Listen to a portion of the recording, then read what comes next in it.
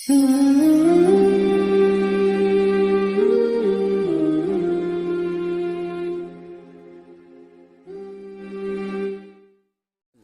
عید کا دن بھی ہے اور چونکہ عید کے لیے جانا بھی ہے، تیاری بھی کرنا ہے، تو کچھ عید کے متعلق کچھ ضروری چیزیں جو عید سے تعلق رکھتی ہیں اور سنتیں بھی ہیں اور بہت ضروری چیز ہیں، اگر ہم ان کو سنت سمجھ کر عمل کریں گے تو پھر اس میں سنت کا ثواب ملے گا۔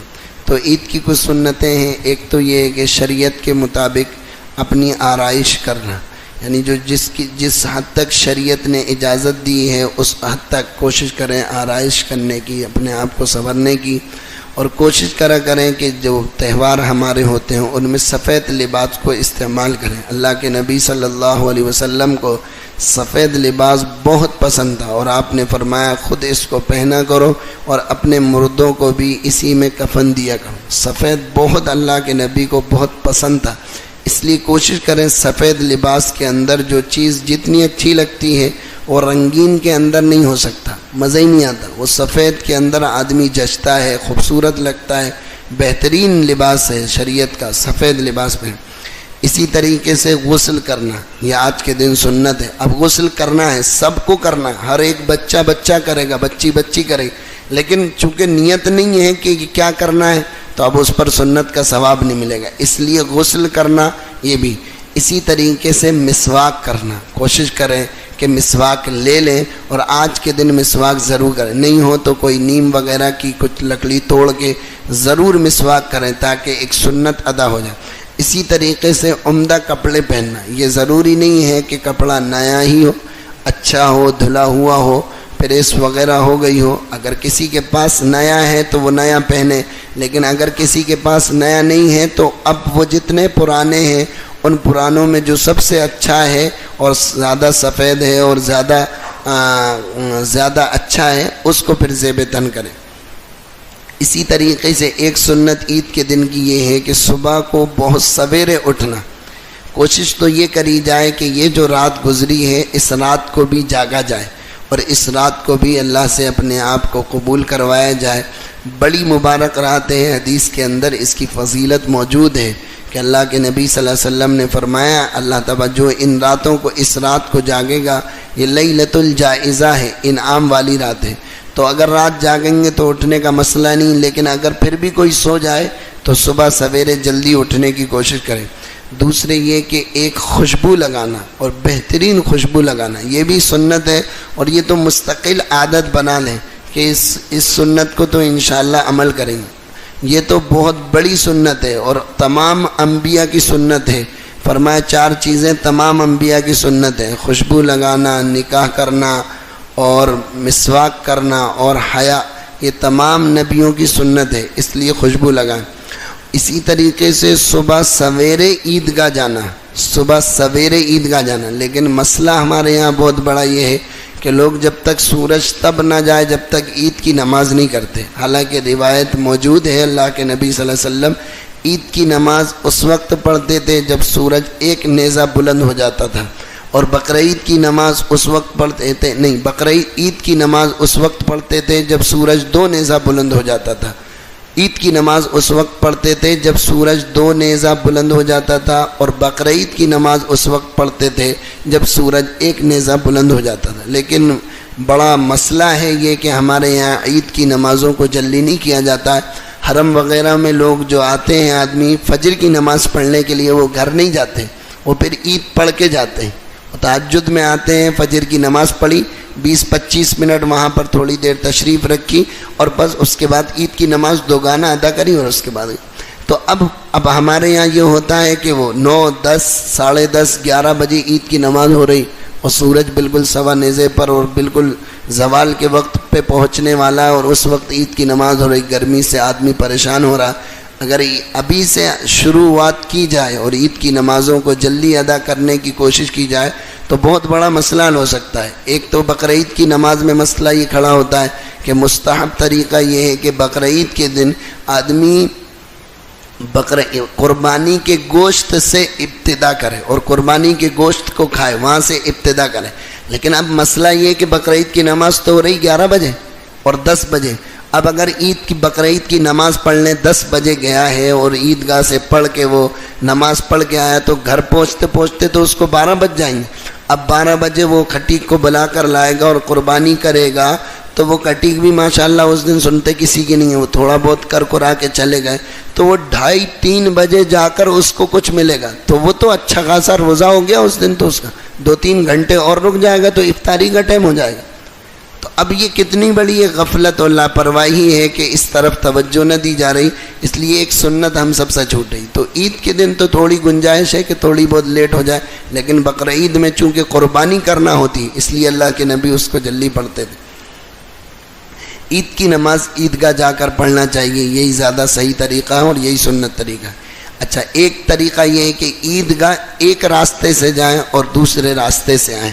اس کی حکمتیں علماء نے بہت ساری لکھی ہیں, لیکن اس میں سے ایک حکمت یہ بھی ہو سکتی ہے اور قرین قیاس بھی ہے کہ اللہ کے نبی صلی اللہ علیہ وسلم پورے دنیا میں جتنے مذاہب ہیں ان کو اسلامی شان و شوکت, اسلامی رفعت و بلندی, اسلام کا اتحاد اور اتفاق لوگوں کو بتانا چاہتے ہیں کہ دیکھو بھائی مسلمان کس طریقے سے رہتے ہیں اور کس طریقے سے اپنے تہوار کو خاموشی کے ساتھ کسی کو نہ پریشان کرتے ہیں نہ کچھ کرتے ہیں. یہ اپنی عیدگاہ میں جاتے ہیں, اپنے میدان میں جاتے ہیں, اپنے رب کی عبادت کرتے ہیں اور گھر میں آ کر کھاتے اور پیتے ہیں اور سکون کے ساتھ. تو ایک راستے سے جانا اور دوسرے راستے سے آنا یہ بھی سنت ہے.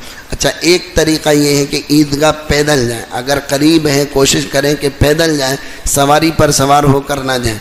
بہت سارے لوگ ہو رہے ہیں, اس میں ہم سب بھی شامل ہیں کہ یہ طریقہ نہیں اپناتے. جائیں گے چاہے قریب ہو چاہے دور ہو لیکن گاڑی سے جائیں گے. راستے میں آواز سے تکبیر تشریق پڑھنا, یعنی عید میں تو کچھ آہستہ آواز سے پڑھیں گے اور بقرعید میں تھوڑی بلند آواز سے اللہ اکبر لا الہ الا اللہ اللہ اکبر وللہ الحمد. یہ تکبیر تشریق کے راستے میں پڑھتے ہوئے جائیں. عید کے دن جب جائیں گے تو آہستہ آواز سے پڑھیں گے, بقرعید کے موقع پر ذرا سی بلند آواز کر دیں گے. تو یہ عید کے دن کی سنت ہے. اچھا, اسی طریقے سے عید کے کچھ ضروری مسائل ہیں جن کے اندر بہت زیادہ غفلت ہوتی ہے. ایک تو یہ کہ عید کا وقت کب شروع ہو جاتا ہے. یہ طلوع آفتاب کے بعد, ابھی طلوع آفتاب کتنے بجے ہو رہا ہے؟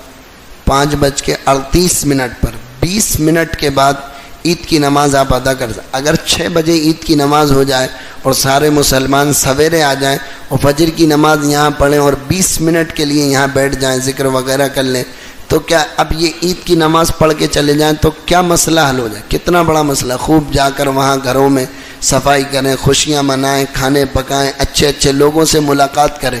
اب یہاں تو ہوگی ابھی 9 بجے اور اب تو پھر بھی ماشاءاللہ کچھ سدھار ہو رہا, ورنہ پھر پہلے 11 بجے اور 10 ساڑھے 10 بجے ہو رہی.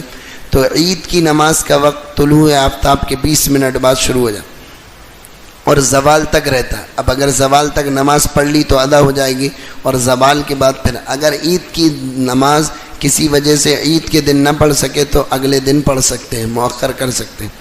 عید کی نماز عیدگاہ میں پڑھنا سنت مؤکدہ. عورتوں کا عیدگاہ میں جانا صحیح نہیں, عورتیں نہ جائیں, اور بچیاں بھی جو ہیں ان کو بھی نہ لے جائیں تو زیادہ مناسب ہے. اور اسی طریقے سے عید کی نماز کی نیت, وہ آپ حضرات کو عید کے جو نماز پڑھائیں گے وہ طریقہ بتائیں گے. عید کی نماز کا خطبہ سننا اور خاموش رہنا یہ واجب ہے. عید کی کوئی بھی خطبہ ہو اس کو سننا یہ واجب ہے, آواز آ رہی ہو یا نہیں آ رہی ہو. یہ کوئی ضروری نہیں ہے کہ آواز آئے گی تو خاموش رہیں گے. ہمیں پتہ ہے کہ امام خطبہ دے رہا ہے تو اب اس خطبے کا سننا ہمارے اوپر واجب ہے. عید کی نماز کے فوراً بعد عید کی نیت سے گلے ملنا اور مصافحہ کرنا یہ کوئی صحیح طریقہ نہیں ہے. عید کی نماز کے فوراً بعد آدمی بس ایک دم جھوم جاتے ہیں اور شروع ہو جاتے ہیں گلے ملنا. یہ عید کی کوئی سنت نہیں ہے, عید کا کوئی طریقہ نہیں ہے. اس کو عید کی نیت سے نہیں کر سکتے کہ صاحب عید کی. اگر سنت ہوتی, اگر کچھ ہوتا تو علماء نے اتنی سی بات لکھ دی ہے. یقینی بات ہے کہ یہ بات بھی لکھتے, حتیٰ کہ یہاں تک لکھ دیا کہ عید کے دن عید کی فجر کی نماز پڑھ لی, اب کوئی نماز نہیں ہے. اللہ کے نبی صلی اللہ علیہ وسلم سے اب کوئی نماز ثابت نہیں عید تک. اب اگر آج کوئی صوفی حضرات چاہیں کہ ہم اشراق کی نماز پڑھیں گے اور تحیۃ المسجد پڑھیں گے اور چاشت پڑھیں گے تو یہ صحیح نہیں ہے. بس عید کے دن عید کی نماز پڑھ لی، اب عید تک کوئی نماز نہیں، نہ مسجد میں نہ عیدگاہ میں۔ عید کے بعد پھر تو گھر میں پڑھ سکتے، عیدگاہ میں پھر بھی نہیں پڑھ سکتے، حتیٰ کہ عورتوں تک کو منع لکھا ہے کہ عید کے دن اشراق کی نماز وہ گھر میں نہ پڑھیں بلکہ اس کی تیاری کریں۔ کتنی بڑی بات! اگر کوئی چھوٹی سی بات بھی ہوتی تو علماء اس کو ضرور لکھتے۔ اس لیے عید کے دن عیدگاہ آ کر سلام کرنا، مصافحہ کرنا یہ تو ٹھیک، لیکن ایک گلے ملنا اور اس کو عید کا کام سمجھنا کہ یہ عید کی کوئی سنت ہے، یہ صحیح نہیں۔ ہاں الا یہ کہ ہماری کسی سے ملاقات ہی اسی دن ہوئی، بیچارے سے برسوں کے بعد ملا ہے، مہینوں کے بعد ملا ہے، رمضان بھر دکھا ہی نہیں، وہ پورے رمضان اعتکاف میں بیٹھا تھا، آج ہی ملا ہے، وہ مسئلہ الگ ہے۔ لیکن اگر اس کو عید کا سنت اور عید کی چیز سمجھ کر کریں گے تو یہ صحیح۔ اسی طرح عید کی نماز کے بعد دعا تو مانگ سکتے، عید کی نماز کے بعد، چونکہ دعا یہ نماز کے بعد تو ثابت ہے، لیکن خطبے کے بعد دعا مانگنا یہ کہیں ثابت ہے۔ خطبے کے بعد کوئی دعا نہیں ہوتی، خطبہ خود دعا ہوتا ہے، اس کے بعد کوئی دعا نہیں ہوتی۔ تو عید کی نماز کے بعد اگر امام صاحب دعا کریں تو گنجائش ہے اس کی، لیکن خطبے کے بعد جو ہمارے یہاں رواج ہے، اصل میں ہم سب رواجی طریقے پر جی رہے ہیں۔ اب اس طریقے سے کوئی بات کی جائے تو جلدی ہضم نہیں ہوتی، کہتے ہیں ارے صاحب نیا لے آئے، بالکل ایک دم نیا مسئلہ ہے، بالکل یہ تو ہم نے آج تک سنا ہی نہیں، باپ دادا تو ایسے کرتے آ رہے۔ میں ان پر کسی پر انکار نہیں کر رہا ہوں، لیکن کیا ہمیں شریعت کے سارے مسئلے پتہ ہیں؟ بتاؤ بھائی، ابھی یہاں کھڑے کروا لیا جائے کہ وتر میں جو دعائے قنوت پڑھی جاتی ذرا سناؤ، اور اگر کسی کی چھوٹ جائے اور کسی کو یاد نہ ہو تو کیا کرے گا وہ؟ تو اب کیا بتائیں؟ تو یہ ضروری نہیں ہے کہ سارے مسئلے ہمیں پتہ ہوں، وہ سارے مسئلے ہم سے غلطی ہو جاتی، ہمیں پتہ نہیں ہوتے، ہم اپنے بڑوں سے پوچھتے۔ لیکن یہ کہنا کہ صاحب آج تک تو ہم نے سنا نہیں، نہ سننا نہ ہونے کی دلیل نہیں ہے۔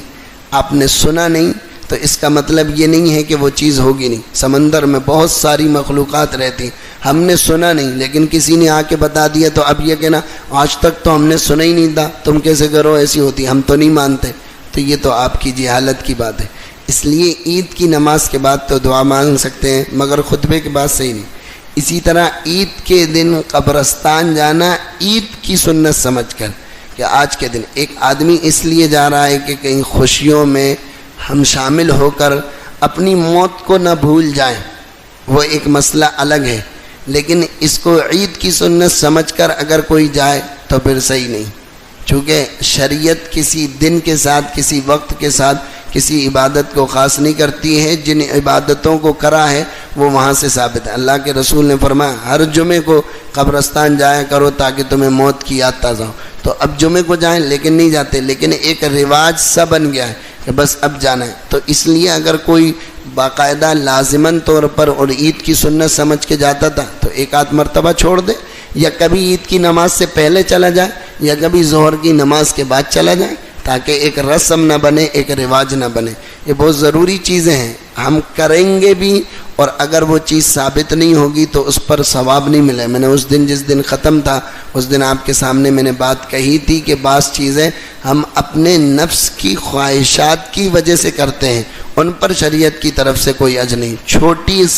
چھوٹا سا عمل بھی اگر کریں گے اور وہ اللہ کے نبی صلی اللہ علیہ وسلم سے ثابت ہوگا تو اس پر بہت بڑا اجر ملے گا۔ مجدد الفسانی رحمۃ اللہ علیہ نے اپنے مکتوبات میں لکھا ہے کہ ظہر کھانا کھانے کے بعد، دن کا کھانا کھانے کے بعد قیلولہ کی نیت سے سو جانا، کہ یہ اللہ کے نبی صلی اللہ علیہ وسلم کی سنت ہے، کروڑ سال کی نفلی عبادت سے افضل ہے۔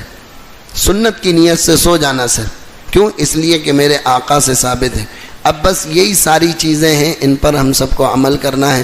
اللہ تبارک و تعالی مجھے بھی آپ کو بھی کہنے سننے سے زیادہ عمل کرنے کی توفیق عطا فرمائے۔ عورتوں پر عید کی نماز نہیں، نہ عورتیں عیدگاہ جائیں اور نہ عورتوں پر عید کی نماز۔ ان کے لیے ایک کام ہے کہ وہ گھر کی صفائی ستھرائی کریں، جو مہمان آنے والے ہیں ان کے لیے کچھ کھلائیں پلائیں، ان کا انتظام کریں۔ شریعت نے ان کو فارغ کر دیا، کیا فائدہ جبراً بوجھ ڈال کے ان کے اوپر؟ جب شریعت نہیں واجب نہیں کری ہے تو پھر ہمیں کیا ہوتا ہے کہ ہم ان پر واجب